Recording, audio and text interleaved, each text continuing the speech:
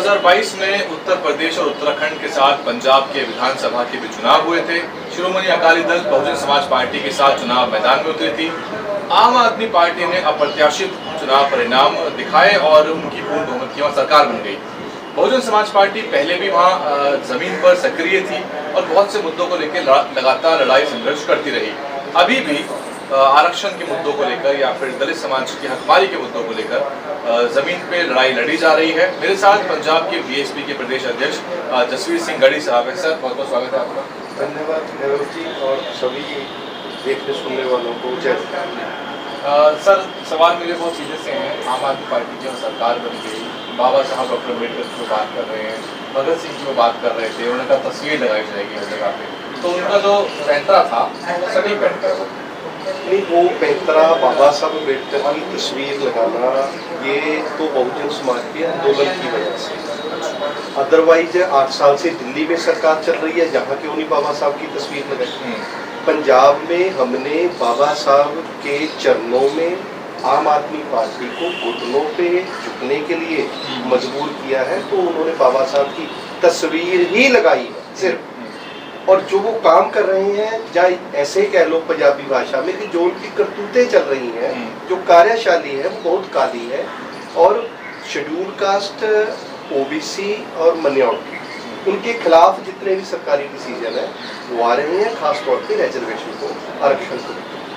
178 law भर्ती का भी मामला है, जो लॉ ऑफिसर्स की भर्ती है, उसमें आरक्षण जो है नहीं दिया गया और उसमें दलील ये भी दी गई कि जो पोस्ट है वो हाईली स्किल्ड है, इसमें जो है एफिशिएंसी खराब ना हो जाएगा। हाँ बिल्कुल, ये मतलब बिल्कुल मनुवादी सोच का मुजाहरा किया गया।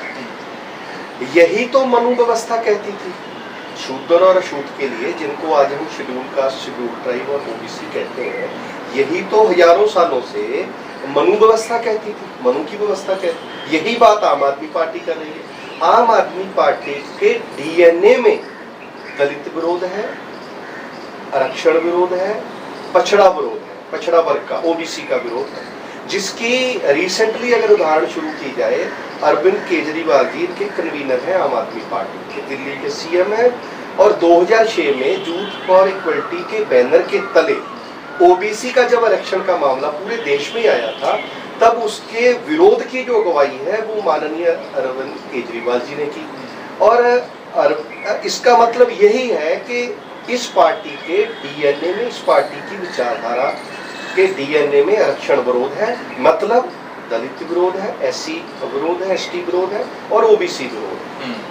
5 साल की सरकार तो लेकर आ गई ना, तो क्या रणनीति आपके लिए? चुनाव तो भी है नहीं, 24 में लोकसभा आएंगे केवल आपके लिए, तो क्या रणनीति रहेगी आपकी? इनके डीएनए को रोज बहुजन समाज की विचारधारा की लेबोरेटरी में ले जाकर इनकी चीरफाड़ किया करेंगे।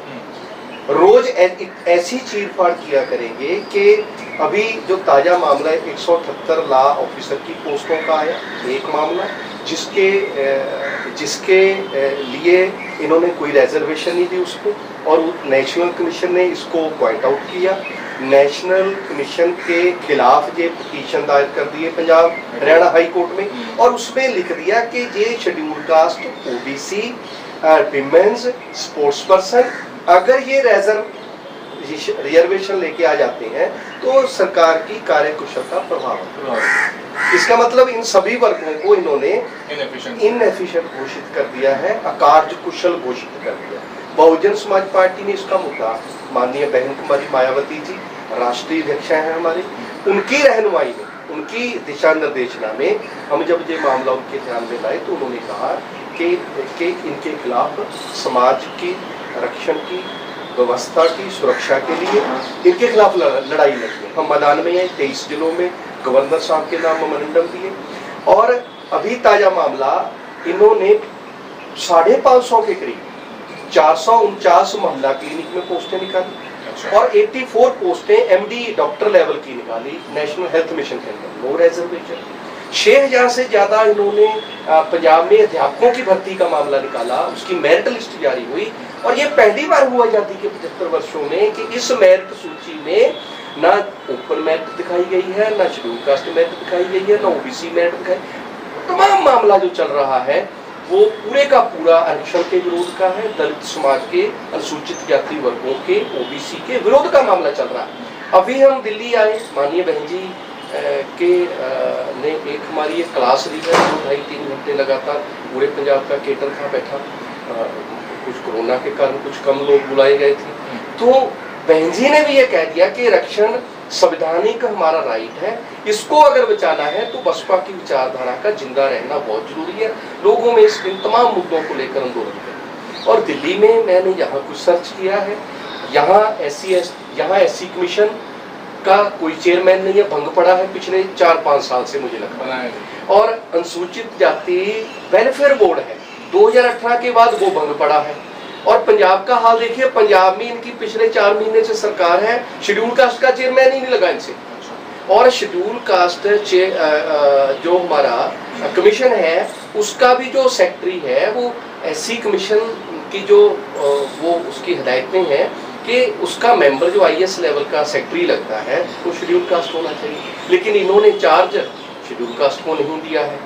और टोटली का टोटली मामला पंजाब और दिल्ली, हम आने वाले समय में इसकी चीरफाड़ करके पूरे देश के, पूरे पंजाब के हर जहां भी शेड्यूल कास्ट बसता है, ओबीसी भाईचारा बसता है, हम उनके बीच में इनकी आरक्षण विरोधी स्टोरीज बड़े पैमाने पे फैलाने का काम करेंगे, इनको एक दिन भी चैन की सांस न लेने देंगे। क्या जो पुराना बामसेफ का कैडर था, आपकी 9 सीटें भी आई हैं पंजाब में, और लोकसभा में भी जब गठबंधन था 25 साल पहले की बात है लगभग, वो तब भी सुपड़ा साफ हुआ था सभी लोगों का, तो क्या वो जो बामसेफ का कैडर है वो अब आम आदमी पार्टी की तरफ चला गया? पिछले चुनाव के परिणाम देखें तो लग ही रहा है कि वो जो है बीएसपी से चिटक कर वो दूर गया आम आदमी पार्टी की तरफ। तो क्या उन लोगों को वाकई में ये मुद्दे चाहिए, या फिर वो जो आम आदमी पार्टी ऑफर कर रही है, फ्री बिजली, फ्री पानी, उन सब के पीछे पड़ी हुई है? देखो, जो क्योंकि माननीय बहन कुमारी मायावती जी राष्ट्रीय अध्यक्ष, उनके आशीर्वाद से मैं 33 महीने पहले पंजाब का मुझे जिम्मेवारी मिली।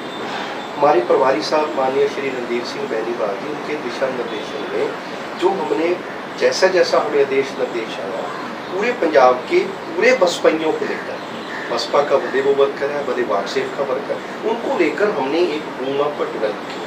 हालांकि इन 33 महीनों में 15 महीने के करीब हमें कोविड के कारण घरों में बंद रहना पड़ा, और पंजाब में एक किसान आंदोलन चला, हमारे रैली, धरने, मीटिंग सब बंद पॉलिटिकल थे, पूरा मतलब हल्ला गुल्ला। 15 महीने हम घर से ना निकल पाए, और इनके बावजूद भी जैसा आंदोलन पंजाब में खड़ा हुआ माननीय बहन जी के दिशा निर्देशों में, देखो इनका को गढ़ी ने खड़ा किया, वो गढ़ी ने नहीं खड़ा किया, वो माननीय बहन जी का ही सब आशीर्वाद। तो उसके माध्यम से हमने पंजाब की हर पॉलिटिकल पार्टी को इतना मजबूर कर दिया। हमारी गठबंधन की पार्टी जब गठबंधन से पहले कह रही थी कि हम तो जी deputy chief minister schedule caste देंगे, आम आदमी पार्टी के अरविंद केजरीवाल जी कह रहे थे हम तो डिप्टी सीएम शेड्यूल कास्ट देंगे। भारतीय जनता पार्टी ने कहा कि अगर हम सत्ता में आए 2022 में हम शेड्यूल कास्ट चीफ मिनिस्टर देंगे। और इतना मजबूर किया गया, हमने इतने आंदोलन को मजबूर किया कि चलती जो कांग्रेस चल रही थी उसने अपने चलते सीएम को हटाया और शेड्यूल कास्ट चीफ मिनिस्टर दिया। ये सारे का सारा आंदोलन बामसेफ के सहयोग से खड़ा किया गया, बसपाइयों के सहयोग से खड़ा किया गया, एक छोटे से छोटे वर्कर के सहयोग से भी खड़ा किया गया। आम आदमी पार्टी का तो लैटरी लगा, इसकी लैटरी लगी है। ये लैटरी कैसे लगी है ये तो अब यही जाने। पंजाब में ऐसा कोई भी माहौल नहीं था कि आम आदमी पार्टी की सरकार है, इनको खुद को नहीं पता था, लेकिन आई है तो हम इनको बहुजन समाज विरोधी फैसले नहीं करने वाले। विपक्ष की भूमिका आप निभा रहे हैं पंजाब में, क्योंकि बहुत से जो पार्टियां हैं वो इतना सक्रिय नहीं रहे, इतना बसपा नजर आ रही है। क्या आपकी और रणनीति है जमीन पे आगे विपक्ष के रूप में, क्या कुछ मुद्दे हैं जिनको उठाने वाले हैं? देखो, 25 साल के बाद पंजाब में हाथी विधानसभा में गया, नवांशहर विधानसभा से हमारे इकलौते एमएलए डॉक्टर चक्रपाल जी जीते, और हमारा अगला लक्ष्य लोकसभा में भी इससे डबल ओपनिंग करने का हम लक्ष्य मान के चले। हम पंजाब में लोकसभा का भी खाता खोलना चाहते। पिछले 25 वर्षों से अभी उपचुनाव हुआ था सर वहाँ पे लोकसभा संगरूर का, अभी लोकसभा का उपचुनाव हुआ और मैंने 15 दिन वहाँ कैंपेन करी। 70 के करीब मैंने गांव जाकर बड़े गांव में 70-80 मीटिंगें करी, और वो दीवार हम गिराना चाहते थे आम आदमी पार्टी की सरकार।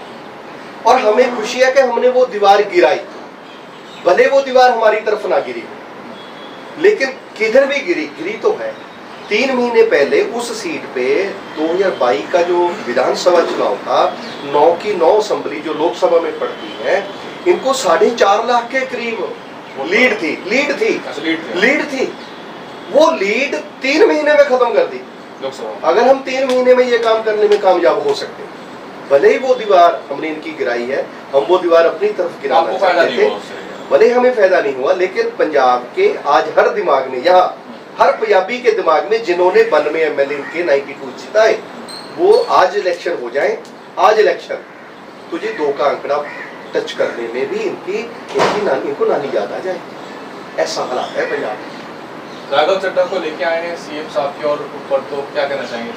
नहीं, राघव चड्ढा नहीं, उनको राघव चड्ढी नाम रखना चाहिए। इसलिए सुर्खी बिंदी तो चड्ढा जी नहीं लगाएंगे, जब भी लगाएंगे मिसेज चड्ढा जी लगाएंगे। तो पहला तो उनका नाम जो है वो सही नामकरण दिल्ली वालों को करना चाहिए, वो मिस्टर चड्ढी। दूसरा, जिस तरीके से पंजाब और पंजाबियत कश्मीर से लेकर कन्याकुमारी तक एक ही स्टेट है जो बड़ी विलक्षण है, क्योंकि यहाँ पर 58% सिख समाज रहता है और 40% के करीब जब 2021 का सेंसस जारी होगा, अब देखना 40% को टच करेगी शेड्यूल कास्ट पॉपुलेशन। इस तरीके से भी विलक्षण है। और हमारे ऊपर थोप दिए गए ये मिस्टर चड्ढी जी, 7 राज्यसभा मेंबर बनाए, एक भी शेड्यूल कास्ट नहीं लिया। और पूरे पंजाब में इन्हीं फैसलों के कारण अब इनको चेयरमैन लगा दिया सरकार के ऊपर। इन्हीं फैसलों के कारण आम आदमी पार्टी ये अपनी मौत मरने जा रही है। और मैं पूरे देशवासियों को जो कहना चाहता हूँ कि इसकी आम आदमी पार्टी की मौत की शुरुआत भी हम पंजाब से करेंगे। 27 की तैयारियों के लिए आप कोई समय देखेंगे या फिर आपकी तैयारियां शुरू हो गई हैं या फिर आप लगातार ही जमीन पे रहेंगे? देखो, मैंने खुद विधानसभा का इलेक्शन 2022 में लड़ा, मात्र थोड़ी सी वोटों से हम हारे हैं और हारने के बाद झटका जरूर लगा, दिल भी उदास हुआ। और अब भी जब कभी याद करते हैं इस पल को, रिजल्ट के पल को, सच में धक्का अब भी महसूस होता है, क्योंकि घड़ी एक आदमी है, इसमें मानवीय भावनाएं, संवेदनाएं इनमें कूट कर भरी हुई है, बड़े भावुक से आदमी है। लेकिन हम उस दिन भी, जिस दिन हारे, हम उस दिन भी ये याद कर रहे थे कि हे बाबा साहब, हम तो झेल रहे हैं, आप पे क्या बीती होगी जब आप बम्बे लोकसभा बम्बे की हारे, जब अब कब आप पे क्या बीत रही होगी जब आप उपचुनाव भंडारा हारे। हे मान्यवर साहब काशीराम, हम तो झेल रहे हैं, आप तो इतने बड़े महापुरुष थे, 13 महीने पंजाब में लगाए, हमने तो कुछ कुर्बान भी नहीं किया, आपने तो पूरा जीवन 4 बच्चे शहीद करा दिए। बाबा साहब काशीराम साहब, मान्यवर साहब, आपने तो पूरा जीवन आप जब हमने उनको देखा, उनसे प्रेरणा ली। और माननीय बहन कुमारी मायावती जी, जिन्होंने यूपी का रिजल्ट आने के बाद लगातार मीटिंगें, और कितनी मीटिंगें किस तरीके से चलाई गई होगी कि जहां हमें 12-13% वोट यूपी में पड़ा 2022 में, 3 महीने बाद चुनाव हुआ तो 30% पड़ रहा आजमगढ़ उपचुनाव में। ये माननीय बहन जी, हम इन महापुरुषों को देखते हैं और खुद को फिर से उस सदमे से दोबारा जिंदा किया। और पंजाब में हम 20 तैयारी से पहले 2024 की तैयारियों के लिए लग गए हैं और हम ये चाहते हैं कि 24 का पेपर हम अच्छे से पास करें, अच्छे नंबरों से पास करें, ताकि 27 की तैयारी हम मेरिट में आके सिद्ध कर सकें। बहुत बहुत शुक्रिया गढ़ी साहब। तो जसवीर सिंह गढ़ी साहब थे, पंजाब के बसपा के प्रदेश अध्यक्ष हैं। हाल ही में चुनाव भी हुआ और बीएसपी ने ताकत बहुत लगाई, लेकिन वहाँ खाता जरूर खुला है लंबे अरसे के बाद। डॉक्टर नक्षत्र पाल नवाशहर से बसपा के विधायक के रूप में विधानसभा में बैठे हुए हैं और प्रदेश अध्यक्ष के रूप में डॉक्टर जसवीर सिंह गढ़ी बहुत से अहम मुद्दों को, जिनको दरकिनार किया जा रहा है, जो कि मीडिया के लिए मुद्दे नहीं हैं, उनको लेकर सड़कों पर निकले हुए हैं। एक तरफ समाज की भी जिम्मेदारी बनती है कि अगर आप नौकरी की चाह रखते हैं और उधर आरक्षण पे कुठाराघात होता है, तो फिर आपको पार्टी लाइन से ऊपर उठकर भी इन मुद्दों पर सामने आके सड़क का संघर्ष करना होगा।